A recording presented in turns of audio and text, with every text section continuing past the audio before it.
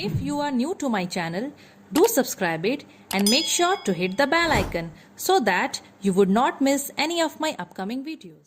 Hello dear students, welcome to the second part of force. तो ये जो part है बच्चों, सेकेंड पार्ट, ये आपका लास्ट पार्ट होने वाला है। हम लोग का जो टॉपिक्स बचा था, सेंटर ऑफ ग्रेविटी और यूनिफॉर्म सर्कुलर मोशन, ये सब जो चीज़ बचा ना, मेनली आपका घींच पीच के देखोगे तो दो ही टॉपिक बचा है, central of gravity, uniform motion, फिर उसी के अंदर में सेंट्रीपेटल एंड सेंट्रीफ्यूगल फोर्स आएगा, जिसके बारे में हम लोग को थोड़ा थोड़ा सा पढ़ना है। सो मैं उसी हिसाब से नोट्स बनाई हूँ। मैं बेसिकली कॉन्साइज को यूज़ करके नोट्स बनाई हूँ। लिविंग साइंस बुक है मेरे पास by Ratna Sagar and concise chemistry है सलीना पब्लिशर का। लेकिन बच्चों, कॉन्साइज केमिस्ट्री बहुत अच्छा है। अगर आप लोगों के स्कूल में कॉन्साइज केमिस्ट्री चल रहा है तो बहुत अच्छी बात है। लेकिन अगर कोई दूसरा बुक यूज़ कर रहे हैं ना, तो डोंट वरी, आपके पास मैं यहाँ पर सलीना का मतलब कॉन्साइज का नोट्स मैं प्रोवाइड कर रही हूँ, तो टेंशन बिल्कुल मत लेना और अच्छे से आप लोग ध्यान से सुनना इस वीडियो में हम लोग जो भी पढ़ेंगे। वीडियो को स्टार्ट करने से पहले मैं आपको बता दूं अबाउट दिस ओसवाल बुक्स। ये आपका आईसीएसई क्वेश्चन बैंक है बच्चों। अभी आप लोग देखो क्लास 10th में हो तो ये फिजिक्स का क्वेश्चन बैंक है। ओसवाल बुक्स है बच्चों, बहुत ही बढ़िया बुक है ये। अब देखो, ये जो मैं न्यू एडिशन का मैं ली हूँ, इसमें ना बेसिकली आपका अभी 2024 का क्वेश्चन, लाइक 10th में जो क्वेश्चन आया था क्वेश्चन पेपर, वो विद सोल्यूशन है। ICSE examination paper 2024 physics class 10 solve question के साथ यहाँ पर सोल्यूशन दिया है, ठीक है। और स्पेसिमेन पेपर भी है 2024 का, और भी बहुत सारा चीज़ है, वो भी मैं देख लेती हूँ। कहाँ है दिखा देती हूँ। Like ICSE examination last year जो आपका क्वेश्चन था, मतलब क्वेश्चन पेपर था फिजिक्स का, वो भी यहाँ पर दिया है इसमें विद सोल्यूशन। बहुत सारा चीज़ दिया है बच्चों। और साथ ही साथ अगर मैं ये क्वेश्चन पेपर को हटा दूँ तो इसमें ना हर एक चैप्टर का बहुत अच्छे तरीके से नोट्स बनाया गया है। अब बहुत अच्छे तरीके से तो नोट्स मेरे को नहीं बोलना चाहिए, क्योंकि मैं तो बहुत अच्छा नोट्स बनाती हूँ, मुझे पता है ना। आप लोग सपोज मेरा नोट्स पढ़ लिए, उसके बाद आप लोग जब तुरंत ये बुक देखोगे तो आपको ऐसे रिवाइज हो जाएगा। इसका जो नोट्स है ना, आप लोग पॉइंट को पढ़ोगे तो लगेगा कि हाँ ये हम लोग पढ़े हैं, और फिर थोड़ा थोड़ा चीज़ नोट्स में दिया है। इंपॉर्टेंट चीज़ पता है क्या है बच्चों? बढ़िया चीज़, बढ़िया यहाँ पर है कि यहाँ पर ओसवाल बुक में ना आपको एग्ज़ाम के लिए अच्छे से प्रिपेयर करवाया जाएगा। कैसे? जैसे एग्ज़ाम में 1 मार्क क्वेश्चन आते हैं, 2 मार्क्स क्वेश्चन आते हैं, 3 मार्क्स भी आ सकते हैं, 4 मार्क्स भी आ सकते हैं, है ना, क्योंकि भाई आईसीएसई का है तो उसी हिसाब से क्वेश्चन यहाँ पर दिया है। कौन से टॉपिक से किस टाइप का क्वेश्चन आ सकता है, कौन से टॉपिक से कितने मार्क्स का किस टाइप का क्वेश्चन आ चुका है, यहाँ पर वो सब चीज़ दिया है। किस टाइप का क्वेश्चन आप एक्सपेक्ट कर सकते हो। अब जैसे कि ये 2 मार्क्स क्वेश्चन है, ठीक है, तो आप लोगों को क्या है ना, प्रिपेयर होने में बहुत फ़ायदा रहेगा, बहुत मज़ा भी आएगा जब आप लोग इसको पढ़ोगे, सॉल्व करोगे। 3 मार्क्स क्वेश्चन है, ऐसे करके ना हर एक चैप्टर का दिया है। अब जैसे कि सेंटर ऑफ ग्रेविटी जो है उसको अलग से पार्ट में यहाँ पर दे दिया है, फिर उससे रिलेटेड कुछ कुछ क्वेश्चन यहाँ पर दे दिया है। तो देखोगे तो वही सब चीज़ें हैं, ठीक है। फिर नेक्स्ट चैप्टर का स्टार्ट हो जाएगा। तो ऐसे कर करके ना बहुत अच्छे तरीके से आपका मार्क्स के हिसाब से क्वेश्चंस इसमें दिया गया है विद सोल्यूशन। तो अगर आप लोग इंटरेस्टेड हो, देखो मैं ऐसे नहीं बोलूँगी कि आप लोग इंटरेस्टेड हो गया, मैं तो बोलूँगी आप लोग इस बुक को खरीद ही लो। कहाँ से खरीदोगे बच्चों? कहीं जाने का दरकार नहीं है, क्योंकि क्यों अभी 10th, देखो अभी आपका 10th है, क्यों टाइम वेस्ट करना है भाई इधर उधर जाके। आप लोग डायरेक्टली घर में बैठे बैठे ये बुक परचेज कर सकते हो। आप लोग देखो अभी इतना लेट हुआ नहीं है आप लोगों का, अभी जस्ट नया नया आप लोग क्लास 10th में गए हो, तो आप लोग 2-4 दिन तो वेट कर ही सकते हो ना ये बुक के लिए। तो डिस्क्रिप्शन बॉक्स में देखो आपको लिंक मिल जाएगा, लिंक में क्लिक करो। आपको फिजिक्स का, केमिस्ट्री का, बायो का, अलग अलग सब्जेक्ट्स का जो बुक परचेज आपको करना है, आप लोग आराम से घर बैठे बैठे कर सकते हो, ठीक है। और बुक लेने के बाद आप लोग मुझे बताना कि मैं अगर आप लोगों को ये सजेशन दी हूँ कि भाई ये बुक ले लो, रिकमेंड की हूँ, तो सही की कि नहीं। Okay, now without wasting any time let's get started with the video. So बच्चों, इसमें सेंटर ऑफ ग्रेविटी के बारे में, सेंटर ऑफ ग्रेविटी होता क्या है, इसका खाली आपको क्वालिटेटिव मीनिंग जानना है, ज़्यादा अंदर घुसना नहीं है, ठीक है। सेंटर ऑफ ग्रेविटी क्या होता है, अब मैं आपको एक ठो सिंपल सा डायग्राम के मदद से समझाती हूँ। अब हम लोग को पता है कि हम लोग का अर्थ में जो भी बॉडी जिसमें मास है, उसको ना अर्थ अपनी तरफ खींचता है। जैसे कि इस पेन का मास है, अगर मैं पेन को छोड़ दूंगी तो ये नीचे की तरफ जा रहा है। क्यों? क्योंकि अर्थ जो है इस ऑब्जेक्ट को, दुनिया में जितने भी ऑब्जेक्ट है सबको अपनी तरफ खींच रहा है एक फोर्स के साथ, जिसको हम लोग बोलते हैं फोर्स ऑफ ग्रेविटी, ठीक है। अब हम लोग को पता है कि जो ग्रेविटेशनल फोर्स होता है वो हमेशा अट्रैक्टिव नेचर का होता है, ऑब्वियसली तभी तो वो खींचता है अपनी तरफ, अट्रैक्टिव नेचर का है तभी तो खींच रहा है। अभी हम लोग अगर कोई भी बॉडी को कंसिडर करें, सपोज एक बॉडी है, देखो बच्चों जितने भी बॉडी है ना यूनिवर्स में, वो सब ना बहुत सारे छोटे छोटे पार्टिकल से बने हुए हैं। तो सपोज हमारे पास ये बॉडी है, ये ऐसे छोटे छोटे छोटे छोटे पार्टिकल से बना हुआ है। मैं टोटल यहाँ पर 8 पार्टिकल बनाई हूँ, बहुत सारे हो सकते हैं पर मैं इतना सा बनाई हूँ, ठीक है। सपोज ये एक पार्टिकल है, ये एक पार्टिकल है, ऐसे करके लार्ज नंबर ऑफ पार्टिकल्स से एक तो बॉडी बना हुआ रहता है। Let the weight of that particles be W1 W2 W3 W4, क्योंकि ये बॉडी जितने पार्टिकल से बना रहेगा, सब पार्टिकल का अपना अपना वजन होगा। तो W1 इसका हो गया, इसका W2, इसका W3, इसका W4, ऐसे ऐसे करके मैं बना दी हूँ। अब आपको पता है कि force of gravity her part को, हर एक पार्टिकल को नीचे अपनी तरफ खींचता है, इसलिए मैं इन लोगों का डायरेक्शन एकदम नीचे की तरफ करी हूँ, ठीक है। अभी ये जितने भी आप लोगों को फोर्सेस देखने को मिल रहे हैं ना, ये सब बच्चों पैरेलल होते हैं। ये फोर्स ये सब पैरेलल होते हैं एक दूसरे से, ये लोग सब डाउनवर्ड डायरेक्शन में ही काम कर रहे हैं।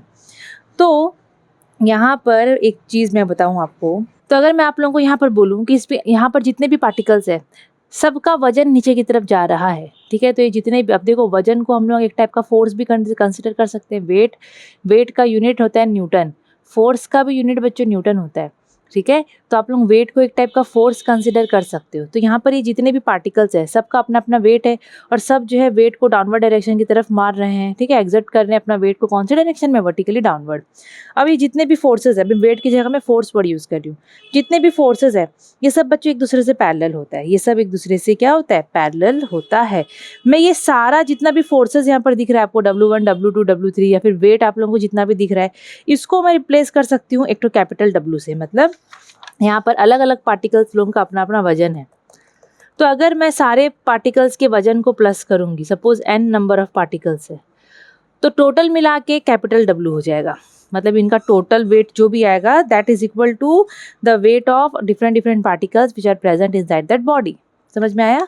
तो हम लोग इसको ऐसे लिख सकते हैं, W is equal to W1 plus W2 plus dot dot dot dot, मतलब जितने भी पार्टिकल्स होंगे यहाँ पर आ जाएंगे, ठीक है। अब एक क्वेश्चन आता है कि ये जो वेट है, जो मैं कैपिटल W करके जो यहाँ पर मैं बात कर रही हूँ, कैपिटल W जो इसका वजन है, अब क्वेश्चन आता है कि where should this weight act, ये वेट अब किधर एक्ट करेगा, ये जो वेट है where should this weight act. So बच्चों यहाँ पर बोला गया है ये जो वेट है, ठीक है, the weight W this is considered to act at a point G, ये G पॉइंट में एक्ट करेगा ये वेट, ठीक है। Such that the algebraic sum of movements due to this weight, ये सब जितने भी आप लोगों को दिख रहे हैं वेट लोग जितने भी आपको दिख रहे हैं, इनका अगर मैं सम निकालूंगी, algebraic sum of movements of this weight about the point G, sorry about the point this G, this is 0, ये 0 आना चाहिए। यहाँ पर बोल दिया है ये चीज़ कि जो G होता है, G एक सेंटर ऑफ ग्रेविटी को हम लोग बोलते हैं कैपिटल G। G क्या होता है, G एक पॉइंट होता है, जैसे कि ये बॉडी में यहाँ पर ये पॉइंट है, ये एक पॉइंट होता है जहाँ पर बॉडी का पूरा एंटायर वेट एक्ट करता है, बॉडी का पूरा एंटायर वेट वहीं पर रहता है। जैसे कि अगर मैं इस पेन को लूँ, ये पेन को मैं ले ली हूँ, चलो बंद करके ले लेते हैं, ठीक है। मैं जैसे कि इसका एक तो ऐसा पॉइंट खोजूंगी जहाँ पर ये ठहर जा रहा है, रेस्ट में आ जा रहा है, मतलब रुक जा रहा है, मतलब इसका सेंटर ऑफ ग्रेविटी इधर में, इसका वेट पूरा बॉडी का वेट इधर में एक्ट कर रहा है, ठीक है। वैसे ही यहाँ पर बोल रहा है कि जो सेंटर ऑफ ग्रेविटी यहाँ पर नॉर्मली क्या बोल रहा था कि ये जो कैपिटल W हम लोग लिए, ये कहाँ काम करेगा, ये यहाँ एक्ट करेगा, ठीक है। तो this G, this is the point, this is centre of gravity eight which all the entire weight of the body act, पूरा बॉडी का वजन इधर ही एक्ट करता है। और algebraic sum of movement of weight of particles constituting the body is 0 about this point, और जितने भी अंदर में जितने भी पार्टिकल्स है इनका अगर मैं मूवमेंट ऑफ वेट का अगर algebraic sum निकालूंगी पूरा का मिला के, तो that should come 0 about this point, about this point. तो सेंटर ऑफ ग्रेविटी के लिए आप लोग ये याद रखना कि सेंटर ऑफ ग्रेविटी एक वो पॉइंट होता है बॉडी में जहाँ पर बॉडी का पूरा होल वजन एक्ट करता है, ठीक है। और वो बॉडी अलग अलग पार्टिकल से बना हुआ है, बहुत सारे पार्टिकल से बना हुआ है, सबका अपना अपना वेट होता है। तो algebraic sum of movement of weight अगर मैं निकालूंगी at this point, about this point, तो वो वैल्यू आएगा 0, ठीक है। अब ये जो सेंटर ऑफ ग्रेविटी है, ठीक है, ये डिपेंड करता है मेनली बॉडी का शेप में, बॉडी का शेप में, ठीक है, बॉडी का शेप में। और अगर बॉडी का शेप चेंज होता है तो इसका पोजीशन भी चेंज हो जाता है। बॉडी का शेप चेंज होता है तो इसका पोजीशन भी चेंज हो जाता है। जैसे एग्जांपल यहाँ देखो, हमारे पास यहाँ पर एक ठो यूनिफॉर्म वायर था, हम लोग के पास यहाँ पर एक ठो यूनिफॉर्म वायर है। इसका सेंटर ऑफ ग्रेविटी यहाँ एक्ट करता है, यहाँ मिडिल ऑफ द लेंथ में, इसका लंबाई का पूरा बीचों बीच में यहाँ पर है। यही तार को मैं गोल घुमा दी in the form of a circle, circle के फॉर्म में यही तार को घुमा दी। अब इसका जो सेंटर ऑफ ग्रेविटी है वो हो जाएगा सेंटर ऑफ द सर्कल में, वो वहाँ आ जाएगा। तो सेंटर ऑफ ग्रेविटी का पोजीशन बदलता है अगर हम लोग बॉडी का शेप चेंज कर देते हैं तो, ठीक है। और बहुत जन को ऐसा लगता है कि सेंटर ऑफ जो ग्रेविटी होता है वो हमेशा बॉडी के मटेरियल में ही आता है, मतलब मटेरियल के अंदर में ही इसका पोजीशन आता है, ठीक है। लेकिन ऐसा नहीं है बच्चों। अब जैसे कि centre of gravity of a ring और अ हॉलो स्फीयर, अगर मैं एक रिंग का बात करें, ये एक तो रिंग जैसा दिखा है आपको, गोल सा सर्कल जैसे। अगर हम लोग centre of gravity of a ring निकालना चाहें तो वो कहाँ पर होगा, उसके सेंटर में। और देखो बच्चों, सेंटर में कोई भी मटेरियल नहीं रहता। अब ये रिंग ही आप लोग ले लो, अगर मैं ये रिंग का बात करी, मैं रिंग ही शो कर देती हूँ, तो ये रिंग का सेंटर ऑफ ग्रेविटी कहाँ पर है, तो निकल नहीं रहा है यार निकल जाता हूँ। देखो बच्चों, मेन टाइम पे ना ऐसे तो हाथ से अंगूठी सरकता रहता है, और जब बच्चों को पढ़ाने का बात आया ना तो ये बदमाशी करता है। अब ये एक रिंग है, अब ये रिंग के लिए बोल रहा है कि इसका सेंटर ऑफ ग्रेविटी कहाँ है। तो जैसे कि ये पॉइंट का मतलब था कि सेंटर ऑफ ग्रेविटी ज़रूरी नहीं है कि वो मटेरियल के ही अंदर में ही आए। जैसे चांदी पूरा इधर साइड बना हुआ है, इधर चांदी बना हुआ है, तो ज़रूरी नहीं है कि हमेशा मटेरियल में ही आए। अब इसका सेंटर में आता है। अगर रिंग का हम लोग सेंटर ऑफ ग्रेविटी निकाले तो इसका सेंटर में, अब जैसे कि ये बीच में आ गया, बीच में तो कोई चांदी वांदी कोई मटेरियल नहीं है कि नहीं। तो यहाँ पर वही चीज़ बोल रहा है। फिर से वो लाइन पढ़ लो। Centre of gravity of a ring और a hollow sphere lies at its centre where there is no material, जहाँ पर थोड़ा भी मटेरियल नहीं होता है। अब आपके कोर्स में है ये, तो देख के आपको आइडिया हो ही गया होगा कि आज मैम आपको क्या चीज़ के बारे में बताने वाली है। सो बच्चों, हम लोग क्लास 10th स्टूडेंट्स के लिए लॉन्च कर रहे हैं केमिस्ट्री मास्टरी इंटेंसिव। ये क्लास 10th स्टूडेंट्स के लिए केमिस्ट्री का कोर्स है। अगर बच्चे इसमें एनरोल करते हैं तो क्लास 10th का आपके बोर्ड्स में जिस हिसाब से केमिस्ट्री पढ़ाया जाता है, आपको सिमिलरली उसी हिसाब से इम्पॉर्टेंट चीज़ें और पूरा पर्टिकुलर वे से इस कोर्स के अंदर केमिस्ट्री पढ़ाया जाएगा। अगर आप लोग फर्स्ट टाइम देख रहे हैं तो मैं आपको बता दूं बच्चों, इससे पहले हम लोग जब जो अभी के जो स्टूडेंट्स जो क्लास 10th में गए हैं, when they were in class 9 standard 9, उस समय भी हम लोग एक कोर्स लॉन्च किए थे एंड वो ऐसे ही था, केमिस्ट्री मास्टरी कोर्स था। बहुत सारे स्टूडेंट्स एनरोल करे हैं और बच्चों का इतना अच्छा रिस्पॉन्स आया उस कोर्स को लेके, क्योंकि हम लोग देखो साल भर मैं बच्चों को पढ़ाई हूँ।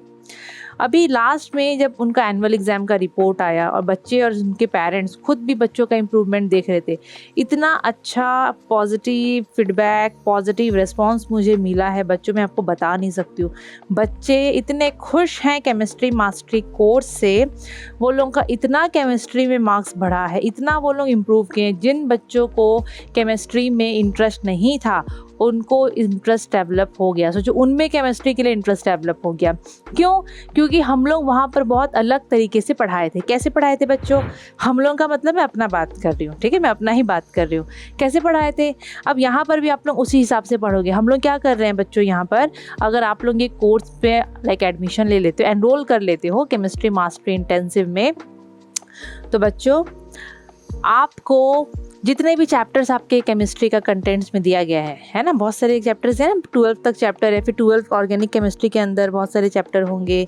देखो बुक अलग अलग हो सकता है, मैं यहाँ पर मेन जो बुक फॉलो कर रही हूँ वो है कॉन्साइज केमिस्ट्री। उसका भी आप लोगों को मैं बता दूंगी जब मैं वीडियो बनाती हूँ ना, तो मैं आप लोगों को वो चीज़ दिखा दूँगी। और बच्चों को पता है कि मैम भाई केमिस्ट्री का ये कॉन्साइज केमिस्ट्री ही यूज़ करती है, ठीक है।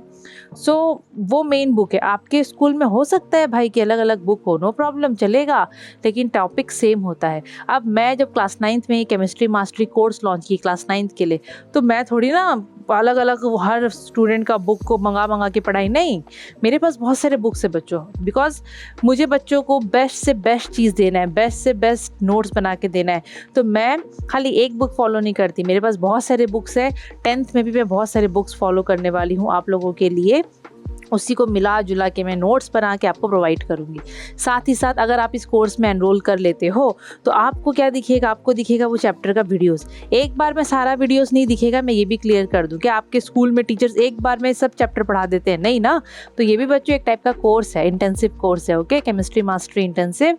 इसमें आप लोगों को एक एक करके चैप्टर्स के वीडियो देखने को मिलेंगे। लेकिन बेस्ट पॉजिटिव पार्ट क्या है ना, आप लोग अपने स्पीड से पढ़ सकते हो। स्कूल में, ट्यूशन में आप लोग टीचर जो बोल रहे हैं सुने, फिर आधा समझ में आया, आधा नहीं आया, घर आए तो और थोड़ा भूल गए, ट्यूशन गए तो और थोड़ा भूल गए, दूसरा दिन तक तो बहुत सारी चीज़ आप भूल जाते हो। लेकिन केमिस्ट्री मास्टर इंटेंसिव में आप लोग वो वीडियो को बार बार देख सकते हो। अगर कोई टॉपिक समझ में नहीं आया है तो आप लोग उसको फिर से रिपीट करके आप लोग देख सकते हो, जितनी बार आपका मन चाहे आप लोग देख सकते हो, ठीक है। बच्चे जब रिवाइज करते हैं ना, अभी कुछ बच्चे मुझे बताए कि मैम हम कैसे रिवाइज करते थे, आपका वीडियो हम लोग प्ले कर लेते थे, चालू रखते थे और अपना जैसे कि खाली रिवाइज करना है, रिवीजन करना है, तो अपना बस एक बार देख लेते थे, उसके कुछ काम कर रहे हो और आपका वीडियो चालू रहता था, तो हम लोग को सुनाई देता था आप क्या क्या बोल रहे हो और हम लोग को उसी हिसाब से रिवीजन हो जाता है। मतलब अलग अलग बच्चे लोग अलग अलग तरीके से वीडियोस देख के अपना इम्प्रूवमेंट करे हैं। केमिस्ट्री में तो बच्चों बहुत ही अच्छा उनका मार्क्स आया है। मैं यहाँ सामने में शेयर कर दूँगी बच्चों का फीडबैक, पॉजिटिव फीडबैक, जो कि डिफरेंट स्टेट्स के बच्चे जो मुझसे पढ़ते थे, जो केमिस्ट्री मास्टरी कोर्स लिए थे, ये उनका फीडबैक है। वही बच्चे मुझे बहुत ज़्यादा, उनके पेरेंट्स भी रिक्वेस्ट किए कि मैडम क्लास 10 के लिए भी आप ऐसे एक कोर्स निकाल लीजिए, बच्चों का बहुत भला होगा। सीरियसली ये वर्ड यूज़ करें। सो बच्चों, this is chemistry mastery intensive.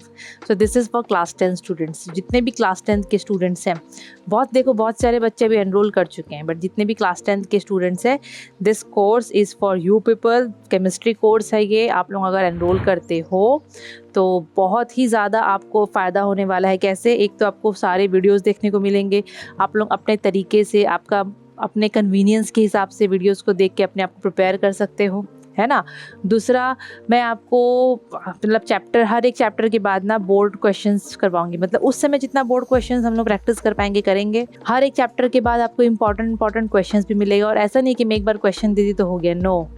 मैं बीच बीच में बहुत बार क्वेश्चंस देती हूँ। वीकली एक दिन क्लास हम लोग रखते हैं, लेकिन ये ज़रूरी नहीं है कि वीकली एक दिन मैं बोल दी तो मैं एक दिन ही रखूँगी डाउट क्लियरिंग क्लास। ऐसा बहुत बार होता है कि अगर मुझे टाइम मिल रहा है सुविधा के हिसाब से, अपने कन्वीनियंस के हिसाब से, और बच्चों से बात करके मैं हफ्ते में बहुत बार बीच में क्लास भी रख देती हूँ। Like sometimes 4 to 5 days in a week हो जाता है क्लासेस, ओके। सो आप लोग को बिल्कुल भी टेंशन लेने की ज़रूरत नहीं है। जो भी अगर पेरेंट्स देख रहे हैं तो बिल्कुल भी सोचने का ज़रूरत नहीं है, क्योंकि हम लोग यहाँ पर बहुत अच्छे से बच्चों को प्रिपेयर करवाएंगे।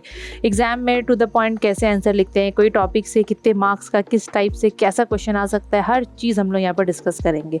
साथ ही साथ हम लोग बहुत सारा sample papers, test papers, 10 years questions, workbook, उससे भी क्वेश्चंस हम लोग सॉल्व करेंगे। मतलब मैं उससे भी आप लोगों को क्वेश्चंस दूंगी, आंसर आप लोगों को बताऊंगी कैसे क्या लिखते हैं। मतलब बोलने का मतलब है ओवरऑल बहुत अच्छे से आप लोगों को क्लास 10th के लिए प्रिपेयर करवाऊंगी। मैं तो बच्चों यहाँ पर बहुत ही मेहनत करके लगी हुई हूँ ताकि आप लोगों को मैं बेस्ट से बेस्ट नोट्स प्रोवाइड कर सकूँ। बस यही है कि आप लोग ये कोर्स लेते हो तो आप लोग भी उतने ही मेहनत के साथ पढ़ना, ओके। अगर आप लोग इंटरेस्टेड हो to enroll in this chemistry master intensive for class 10th ICSE, so link you can find in description box. वो लिंक से आप लोगों को जो भी कोर्स का फ़ीस है, जो भी एक्स्ट्रा इन्फॉर्मेशन, जो भी आप लोगों को जानना है, वो लिंक के थ्रू आप लोगों को सारा इन्फॉर्मेशन मिल जाएगा। साथ ही साथ अगर कुछ भी आपके अंदर क्वेरीज़ है कोई रिलेटेड टू कोर्स या जो भी, तो you can WhatsApp in this number. ये नंबर पे आप कांटेक्ट कर सकते हो और आप लोगों का जो भी क्वेरीज़ है सब चीज़ सॉल्व हो जाएगा। Thank you so much students, see you in chemistry master intensive, bye. अब आपको centre of gravity of regular object मतलब वो ऑब्जेक्ट जिसका एक पर्टिकुलर शेप होता है, जैसे कि रॉड तो भाई इस टाइप का लंबा सा रहता है। क्वेश्चन आएगा कि रॉड का सेंटर ऑफ ग्रेविटी किधर है, तो आप लोगों को डायग्राम बना देना। डायग्राम में बीच में दिखाना mid point of rod. Circular disc का उसका ज्योमेट्रिक सेंटर में। सॉलिड या फिर हॉलो स्फीयर, अगर आप लोग सॉलिड स्फीयर ले लियो या फिर हॉलो खोखला स्फीयर ले लियो, उसका भी सेंटर में ज्योमेट्रिक सेंटर, यही वर्ड यूज़ करना। एक सिलेंडर ले लियो, सिलेंडर पता है ना, जैसे कि पेन भी सिलेंड्रिकल शेप का होता है, ठीक है, पेंसिल भी होता है सिलेंड्रिकल शेप का। सॉलिड या फिर हॉलो सिलेंडर, कैसा भी सिलेंडर हो, उसका जो सेंटर ऑफ ग्रेविटी है वो यहाँ आएगा। ये जो मैं बनाई हूँ सब जीजी है, ये जीजी मतलब सेंटर ऑफ ग्रेविटी यहाँ पर है, इसका एक्सिस का पूरा मिड पॉइंट में। सॉलिड कोन, सपोज आपके पास सॉलिड कोन है तो उसका सेंटर ऑफ ग्रेविटी कहाँ आएगा। अब जैसे कि हम लोग ये जो आपको दिख रहा है ये पोर्शन, इसका ये पूरा बीच से हम लोग यहाँ पर सपोज इसका ये बेस है, ये इसका बेस है पूरा, ठीक है, यहाँ बेस बना लिए, यहाँ से यहाँ पूरा हाइट हो गया। तो हाइट बोल रहा है ये जो नीचे का जो बेस है इससे h4 मतलब 1/4 का डिस्टेंस में इसका सेंटर ऑफ ग्रेविटी मिलता है, ठीक है, इतना ये डिस्टेंस में हम लोगों को मिलेगा। उसको लिखेंगे कैसे, at a height h/4 from the base, base से h/4 हाइट में हम लोग को वो मिलेगा। अगर हॉलो कोन है, खोखला कोन है, तो h/3 की हाइट में, h/3 की हाइट में, अगर सॉलिड है तो h/4 की हाइट में हम लोग को मिलेगा। सर्कुलर रिंग है तो सेंटर ऑफ द रिंग, वो तो मैं आपको बता दी हूँ। अगर ट्राइंगुलर लेमिना है या स्कैलिन लेमिना है, अगर स्कैलिन ट्राइंगल है, ट्राइंगल का अगर बात करें, फिर स्कैलिन ट्राइंगल है जिसका कोई भी साइड सेम नहीं होता है, तो उसमें कहाँ मिलता है centre of gravity, point of intersection of medians. Medians का मतलब यहाँ से आप लोग पूरा इसके सेंटर में डालना, यहाँ से सेंटर में, और यहाँ से इस साइड के सेंटर में एक ठो 3 लाइन आप लोग खींच लेना। जहाँ पर ये तीनों मीडियंस मिलेगा वो हो जाएगा क्या, इसका सेंटर ऑफ ग्रेविटी। पैरेललोग्राम, ये रहा पैरेललोग्राम, रेक्टेंगुलर लेमिना, स्क्वायर और रोम्बस, इनका सेंटर ऑफ ग्रेविटी कहाँ होता है, इनका डायगोनल्स जिस पॉइंट पे मिल रहा है, इंटरसेक्शन ऑफ डायगोनल्स, वहाँ पर हम लोग को मिलता है, ठीक है। ये ऐसी सिंपल सा चीज़ है, देखो ये आता है।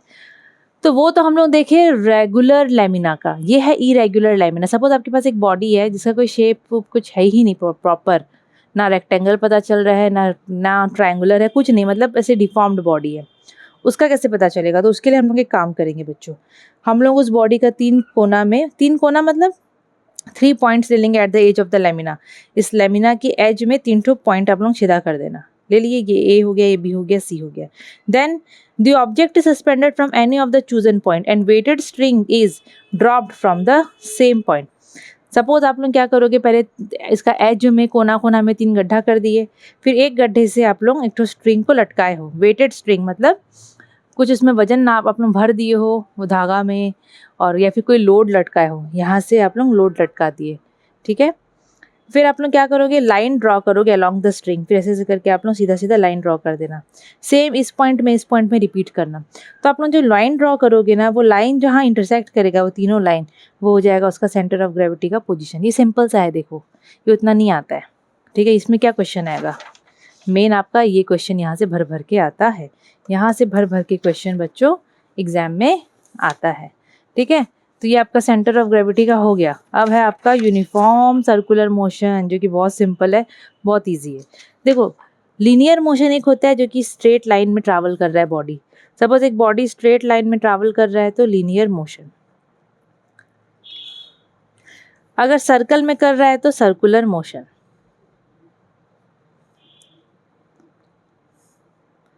ठीक है। सर्कल में अगर एक बॉडी गोल गोल घूम रहा है तो कौन सा मोशन हो गया, वो सर्कुलर मोशन हो गया। कौन सा मोशन हो गया है, वो सर्कुलर मोशन हो गया है, ठीक है। अगर मैं लीनियर मोशन बता दी, सीधा जा रहा है स्ट्रेट लाइन में, सर्कुलर बता दी।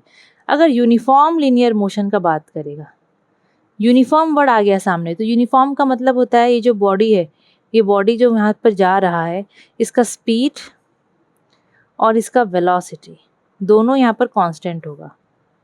Speed and velocity are constant.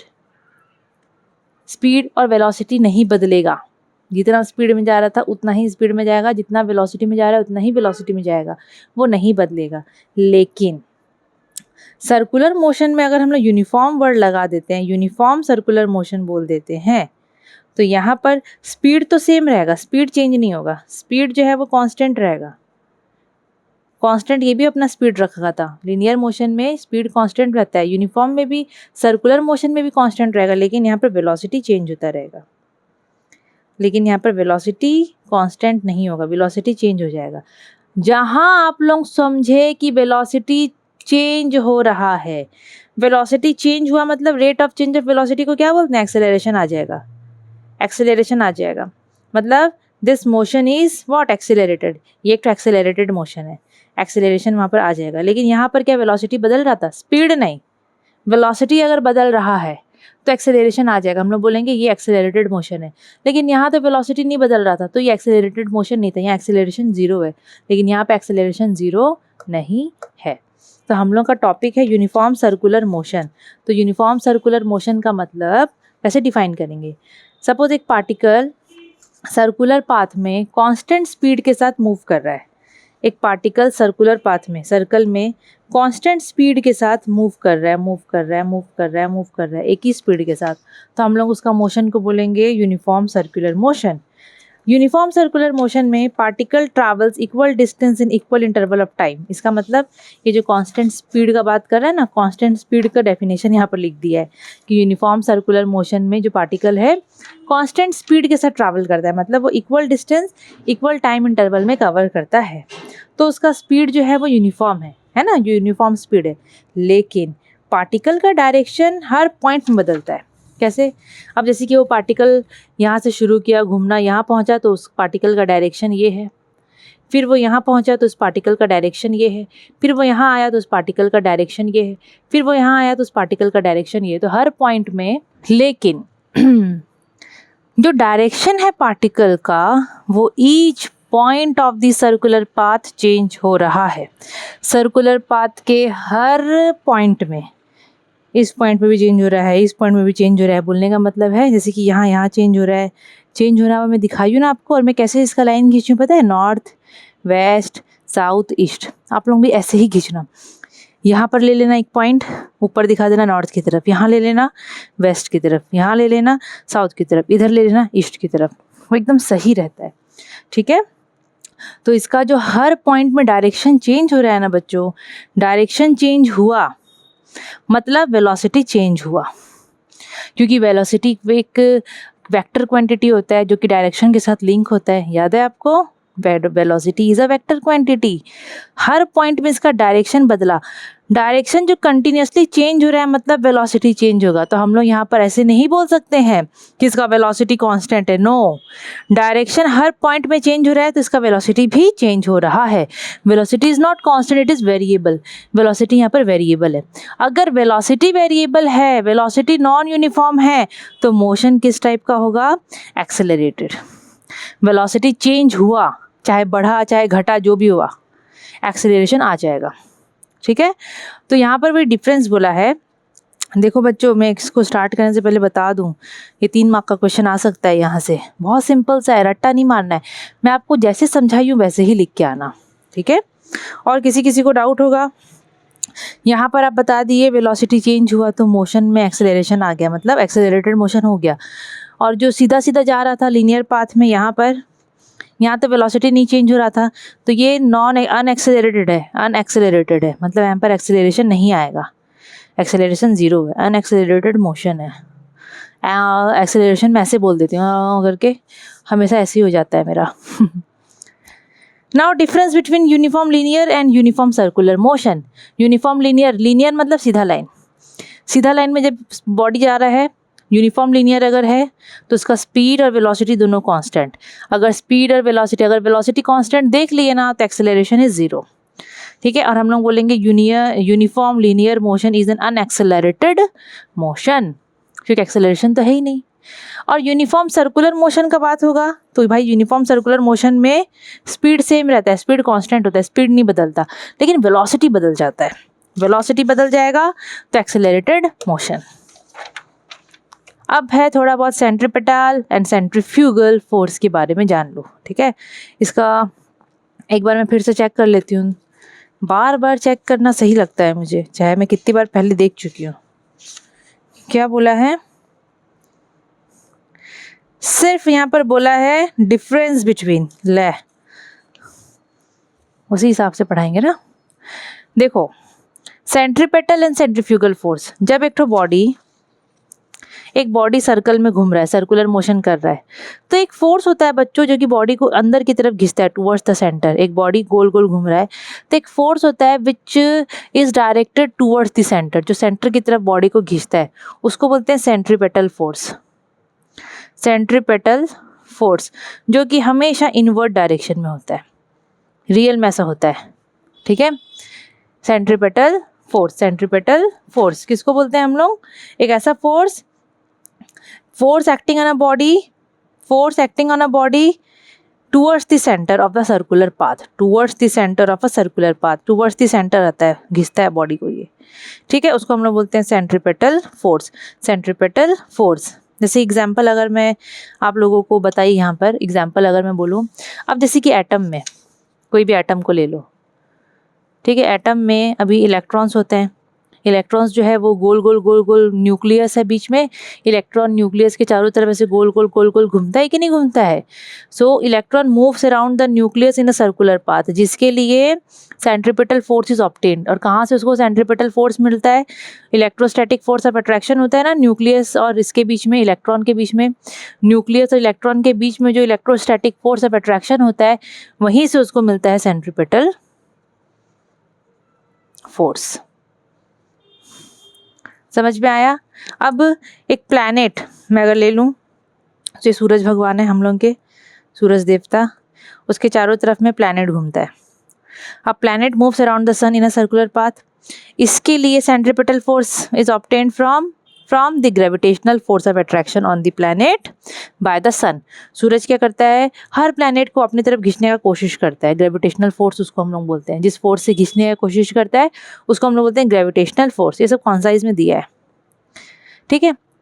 तो यहाँ पर सेंट्रीपिटल फोर्स ऐसे ऑब्टेन हुआ। अभी the moon moves around the earth, वही ये हम लोग का अर्थ है और ये चंदा मामा है। चंदा मामा हम लोग के चारों तरफ ऐसे घूम रहे हैं।